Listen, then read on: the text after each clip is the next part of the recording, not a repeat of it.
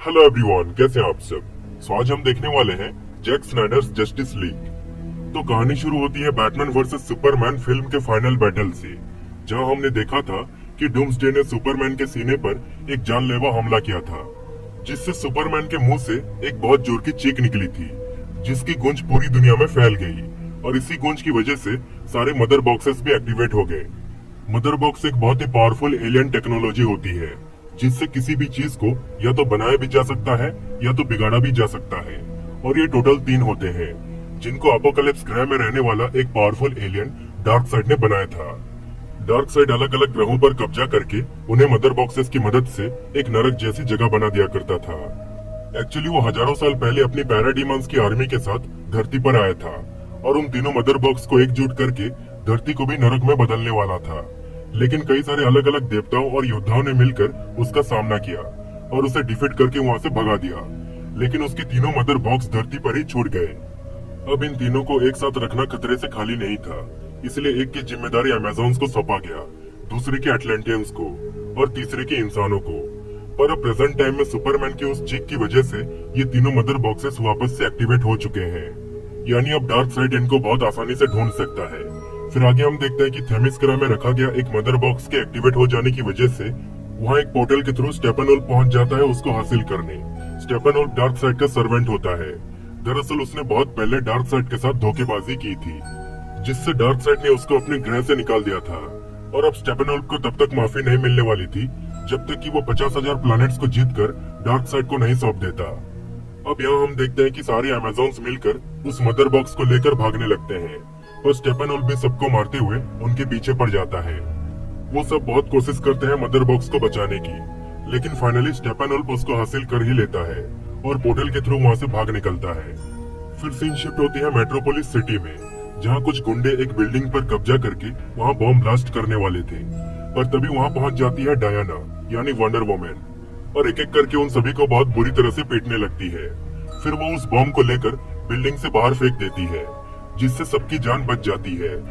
पर अब हम देखते हैं कि उन गुंडों का लीडर उस बिल्डिंग में मौजूद सभी लोगों को गन से मारने ही वाला होता है कि तभी वहाँ वंडर वुमन दोबारा आ जाती है और उनमें से एक को भी गोली लगने नहीं देती। इसी तरह वो सबकी जान बचा लेती है।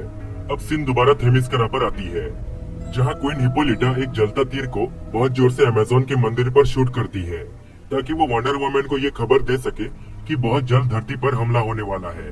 अब वंडर वुमन जैसे ही उस तीर को लेकर मंदिर के अंडरग्राउंड में जाती है तो उसे वहाँ सारी इन्फॉर्मेशन मिल जाती है कि डार्क साइड दोबारा धरती पर आने वाला है।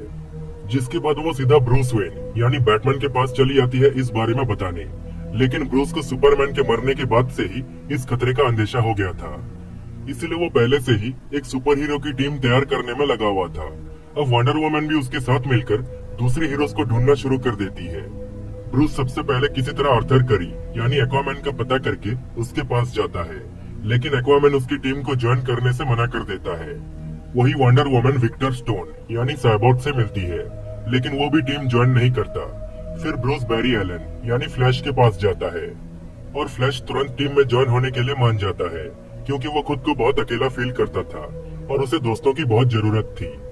वही दूसरे मदर बॉक्स को हासिल करने के लिए स्टेपनवुल्फ एटलांटिस में पहुंचकर सभी गार्ड्स को मारने लग जाता है। फिर कुछ टाइम के बाद वहाँ एक्वामैन भी पहुंच जाता है और स्टेपनवुल्फ से फाइट करता है और स्टेपनवुल्फ बड़ी आसानी से उसको डिफीट करके मदर बॉक्स को लेकर वहाँ से भाग जाता है। और वो अब जैसे ही उन दोनों मदर बॉक्स को एक साथ रखता है तो उसे पता चलता है कि धरती पर एंटी लाइफ इक्वेशन मौजूद है। एंटी लाइफ इक्वेशन एक ऐसा फॉर्मूला होता है जिससे किसी के भी दिमाग पर काबू करके उसे अपना गुलाम बनाया जा सकता है। अब स्टेपनवुल्फ जैसे ही डार्क साइड को इस बारे में मैसेज देता है तो डार्क साइड कहता है कि ठीक है, अगर तुमने आखिरी वाली मदर बॉक्स को ढूंढ लिया तो मैं तुम्हें हमेशा के लिए माफ कर दूंगा। दरअसल डार्क साइड जब हजारों साल पहले धरती पर आया था तो तभी से उसे पता चल गई थी कि धरती पर एंटी लाइफ इक्वेशन है और वो तीनों मदर बॉक्स के जरिए एंटी लाइफ इक्वेशन को यूज भी करने वाला था। पर सभी देवताओं और योद्धाओं ने मिलकर उसको हराकर वहाँ से भगा दिया और वहाँ से निकलने के बाद डार्क साइड ने इस ब्रह्मांड में कभी धरती को वापस ढूंढ ही नहीं पाया।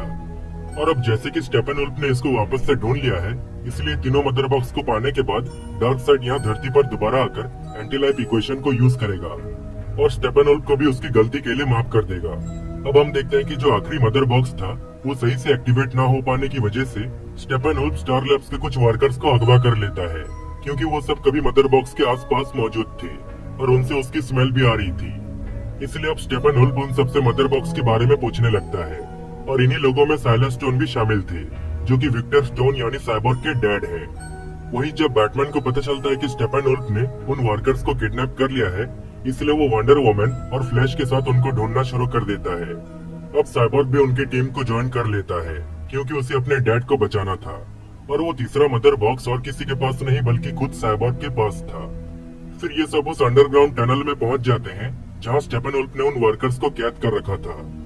अब यहाँ वंडर वुमन स्टेपेनवोल्फ का सामना करने लग जाती है। वही साइबोर्ग और फ्लैश उन सभी वर्कर्स को वहाँ से बाहर निकाल रहे होते हैं, और बैटमैन वहाँ पर मौजूद सारे पैराडीमन से लड़ रहा होता है। फिर कुछ टाइम के बाद वो अल्फ्रेड की मदद से अपना नाइट क्रॉलर को वहाँ बुला लेता है, जिसमें बैठकर वो कई सारे पैराडीमंस को एक ही बार में खत्म कर देता है। लेकिन फिर स्टेपेनवोल्फ उसके नाइट क्रॉलर पर हमला करके उसे खराब कर देता है, जिसके बाद साइबोर्ग उस नाइट क्रॉलर में बैठकर उसे अपने पावर से वापस ठीक करके स्टेपेनवोल्फ पर एक मिसाइल शूट कर देता है। लेकिन स्टेपेनवोल्फ उस मिसाइल को बड़ी आसानी से पकड़ के उसी टनल की दीवार पर छोड़ देता है, जिससे भारी मात्रा में पानी अंदर आने लगती है, और स्टेपेनवोल्फ भी पोर्टल के थ्रू वहाँ से भाग निकलता है। अब बैटमैन और बाकी सबको बचाने के लिए वहाँ एक्वामैन पहुंचकर पानी को कुछ टाइम के लिए रोक देता है, जिससे सब सही सलामत ऊपर आ जाते हैं। अब एक्वामैन भी उनकी टीम को ज्वाइन कर लेता है, जिसके बाद ये सभी उस तीसरे मदर बॉक्स को लेकर बैटमैन के बैटकेप में जाते हैं, जहाँ साइबोर्ग सबको बताता है कि वो कैसे एक एक्सीडेंट के बाद लगभग मर ही गया था, लेकिन उसके डैड ने उसे उसी मदर बॉक्स के जरिए वापस जिंदा किया था। अब ये सुनकर सभी फैसला करते हैं कि वो सुपरमैन को भी इस मदर बॉक्स के जरिए वापस जिंदा करेंगे, क्योंकि वो समझ चुके थे कि सुपरमैन के बिना वो स्टेपेनवोल्फ को कभी हरा नहीं सकते। फिर ये लोग क्लार्क यानी सुपरमैन के डेड बॉडी को उसके कब्र से निकालकर स्टार लैब्स में पहुंचते हैं, जहां क्रिप्टोनियन शिप को रखा गया था। फिर वो सुपरमैन के बॉडी को एक फ्लूइड में डालते हैं, लेकिन उस मदर बॉक्स को अब एक्टिवेट करने के लिए बहुत एनर्जी की जरूरत पड़ रही थी, और उस शिप की एनर्जी भी बहुत डाउन थी, जिससे फ्लैश कहता है कि मैं इसमें मदद कर सकता हूँ। फिर वो शिप के बिल्कुल एंड में पहुंच जाता है। अब साइबोर्ग जैसे उस शिप से कनेक्ट होता है तो उसे फ्यूचर की एक झलक दिखाई देती है, जिसमें डार्क साइड धरती पर कब्जा कर चुका होता है, और सभी हीरोज को खत्म करके सुपरमैन को भी अपना गुलाम बना लिया होता है। अब ये सब देखकर साइबोर्ग तुरंत इसको करने से मना कर देता है, लेकिन फ्लैश उसके नाक को हाँ सुनकर बहुत जोर से दौड़ने लगता है, जिससे उसकी बॉडी में इलेक्ट्रिसिटी जनरेट हो जाती है, और वो जैसे ही मदर बॉक्स को टच करता है तो वो पूरी तरह से एक्टिवेट होकर सुपरमैन को जिंदा कर देती है। पर अब सुपरमैन की याददाश्त पूरी तरह से नहीं लौटी थी, जिससे वो बहुत हैरान था। पर तभी साइबोर्ग का डिफेंस सिस्टम सुपरमैन को खतरा समझकर उस पर फायर कर देता है, जिससे सुपरमैन को बहुत गुस्सा आता है और वो सबको मारने लग जाता है। वो सब मिलकर सुपरमैन को रोकने की बहुत कोशिश करते हैं, पर वो इतना पावरफुल था कि उसके आगे कोई टिक नहीं पा रहा था। यहाँ तक कि वो फ्लैश को भी बड़ी आसानी से दौड़ते हुए देख लेता है। अब इसी बीच वहाँ लुइस लेन पहुँच जाती है, जिसको देखकर सुपरमैन फाइनली शांत हो जाता है, क्योंकि वो बस लुइस को ही अच्छे से पहचान पा रहा था। फिर वो लुइस को लेकर अपने घर चला जाता है, जहाँ धीरे धीरे उसकी याददाश्त वापस आने लगती है। वही सुपरमैन को जिंदा करते वक्त उस मदर बॉक्स के एक्टिवेट हो जाने की वजह से अब स्टेपेनवोल्फ को भी उसके लोकेशन का पता चल चुका था, जिससे वो तुरंत वहाँ पहुँच जाता है। लेकिन हम देखते हैं कि उस मदर बॉक्स को साइबोर्ग के डैड अपने लैब में ले आते हैं और एक लेजर की मदद से उसको मिटाने की कोशिश करते हैं, जिसमें वो खुद भी मारे जाते हैं। पर स्टेपेनवोल्फ सही टाइम पर वहाँ पहुंचकर उस आखिरी मदर बॉक्स को भी लेकर वहाँ से भाग जाता है।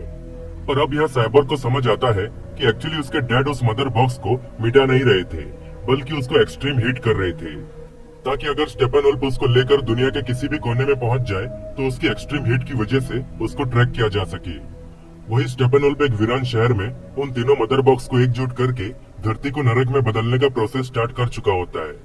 अब साइबोर्ग के डैड उस मदर बॉक्स को एक्सट्रीम हीट कर देने की वजह से बैटमैन और बाकी सब उसकी लोकेशन का पता कर लेते हैं और तुरंत उस वीरान शहर में पहुंच जाते हैं स्टेपेनवोल्फ को रोकने।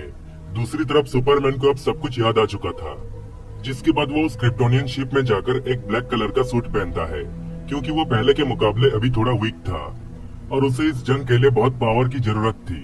इसलिए वो ब्लैक सूट पहनकर सीधा सन के पास चला जाता है खुद को चार्ज करने, क्योंकि उसे सन के रेडिएशन से पावर मिलती थी और ब्लैक सूट ही एक ऐसा सूट था जो ज्यादा से ज्यादा रेडिएशन को एब्जॉर्ब कर सकती थी। अब खुद को चार्ज करने के बाद वो सीधा अल्फ्रेड के पास जाता है, जहां अल्फ्रेड उसे बाकी हीरोज का लोकेशन बता देता है। वही दूसरी तरफ बैटल शुरू हो चुकी थी, जहां बैटमैन अपने बैटमोबाइल से काफी सारे पैराडीमंस को अपने पीछे बुलाकर उनको मारने लग जाता है। और बाकी हीरोज भी बहुत सारे पैराडीमंस को खत्म करने के बाद फाइनली स्टेपेनवोल्फ के पास पहुंच जाते हैं। अब यहाँ एक्वामैन और वंडर वुमन स्टेपेनवोल्फ को उलझाए रखते हैं। वही साइबोर्ग उन तीनों मदर बॉक्स को अलग करने में लग जाता है, पर इस काम के लिए उसे बहुत एनर्जी की जरूरत पड़ रही थी।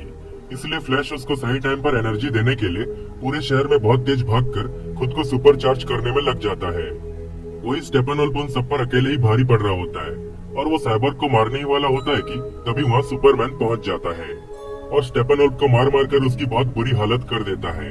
वही फ्लैश पर एक पैराडीमन हमला कर देता है, जिससे वो नीचे गिर जाता है और उसकी एनर्जी भी कम हो जाती है। वही साइबोर्ग को सही टाइम पर एनर्जी ना मिल पाने की वजह से वो तीनों मदर बॉक्स पूरी तरह से एकजुट हो जाते हैं, जिससे एक बहुत बड़ा धमाका होता है, जिसमें सारे हीरोज मारे जाते हैं, बस फ्लैश को छोड़कर, क्योंकि वो उस धमाके से बहुत दूर था। पर अब वो अपनी पूरी ताकत से लाइट की स्पीड से भी बहुत तेज दौड़ने लगता है, जिससे टाइम भी रिवर्स होना शुरू हो जाती है। अब फ्लैश जैसे जैसे उस धमाके की तरफ बढ़ता है, वैसे वैसे वो धमाका भी रिवर्स होने लगती है, जिससे सारे हीरोज भी वापस से जिंदा हो जाते हैं। और अब फ्लैश भी सही टाइम पर साइबोर्ग को एनर्जी प्रोवाइड कर देता है, जिसके बाद साइबोर्ग और सुपरमैन मिलकर पूरी ताकत से उन तीनों मदर बॉक्स को अलग कर देते हैं।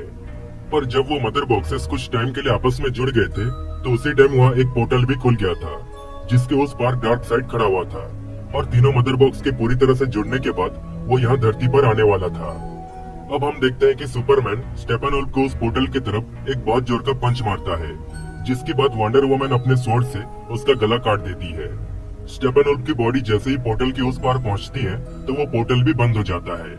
लेकिन डार्क साइड हार मानने वालों में से नहीं था। वो बहुत जल्द अपनी पूरी तैयारी के साथ दोबारा अर्थ पर आएगा। पर फिलहाल के लिए वो तीनों मदर बॉक्स भी अब खराब हो चुके थे, जिससे डार्क साइड को एक नई प्लानिंग करनी होगी। वही सभी हीरोज अपनी जीत से बहुत खुश थे, जिसके बाद वो सब अपनी अपनी जिंदगी में वापस लौट जाते हैं। फिर आगे हम देखते हैं कि अब लेक्स लूथर जेल से बाहर आ चुका था और वो सुपरमैन और उसकी पूरी टीम को खत्म करने के लिए अपनी ही एक टीम तैयार करने लगता है, जिसमें वो सबसे पहले डेथ स्ट्रोक के साथ टीम अप करता है।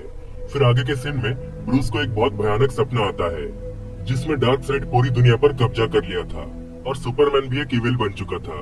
वही बैटमैन अपने कुछ बचे हुए दोस्तों और दुश्मनों के साथ मिलकर एक टीम बनाई थी, ताकि वो सब कुछ ठीक कर सके। फिर ब्रूस जब नींद से जागता है, तो उससे एक एलियन मिलने आता है, जिसका नाम होता है मार्शियन मैनहंटर, जो कि एक शेप शिफ्टिंग एलियन था और वो बहुत टाइम से धरती पर छुप कर रह रहा था। पर वो अब बैटमैन की टीम में शामिल होने का डिसाइड करता है, क्योंकि डार्क साइड बहुत जल्द वापस धरती पर हमला करने आने वाला था। इसी तरह ये मूवी यहीं पर खत्म हो जाती है।